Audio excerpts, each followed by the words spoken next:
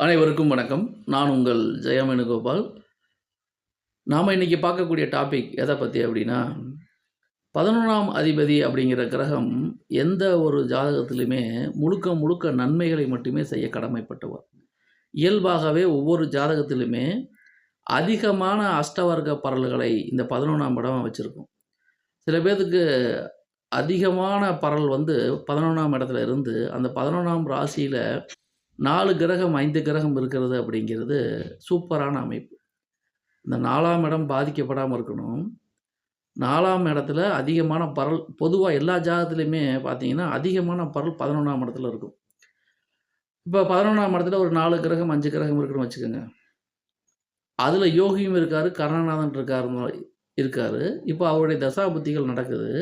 அப்ப அது என்ன பண்ணும் அப்படின்னா, அந்த காலகட்டத்தில ஜாதகருக்கு மிகுதியான பொருளாதார சிறப்பை வழங்கும். ஏன்னா 11ஆம் இடங்கிறது ஜாதகருடைய அபிலாசைகளை நிறைவேற்றக்கூடிய இடம்.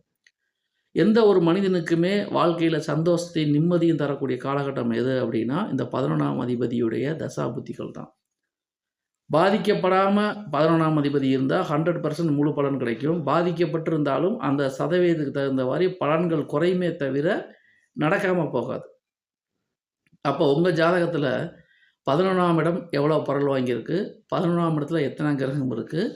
11ஆம் இடத்து அதிபதியுடைய தசாபுத்தி நடக்கும் பொழுது, உங்க வாழ்க்கையில என்னென்ன சிறப்புகள் நடந்தது நீங்க கொஞ்சம் கவனிச்சு பார்த்தீங்கன்னா, உங்களால் சந்தோஷப்பட்டு ரசிக்கக்கூடிய அளவுக்கு நடந்த நிகழ்ச்சிகள் அனைத்துமே அந்த 11ஆம் அதிபதி சம்பந்தப்பட்ட காலகட்டத்தில் தான் என்பதில் கொஞ்சம் கூட மாற்று கருத்தே கிடையாது.